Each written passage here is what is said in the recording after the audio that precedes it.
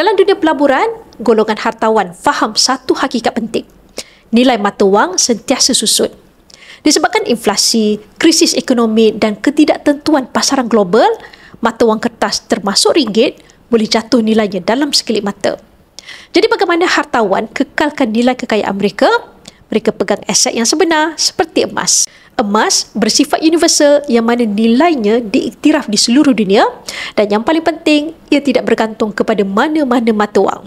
Contoh yang mudah, jika ringgit jatuh berbanding US dollar, nilai emas dalam ringgit akan naik kerana ia dinilai dalam dolar. Hartawan manfaatkan kelebihan ini untuk melindungi kuasa beli mereka.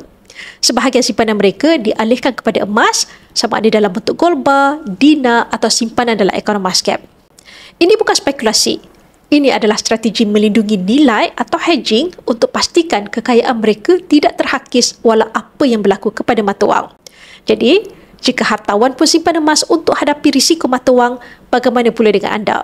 Anda boleh mula bertindak seperti hartawan dengan menyimpan emas hari ini. Untuk bermula, anda boleh rujuk pin video saya untuk 5 langkah daftar akaun Public Gold dan saya akan bimbing anda dalam langkah-langkah simpanan emas yang terbaik untuk anda.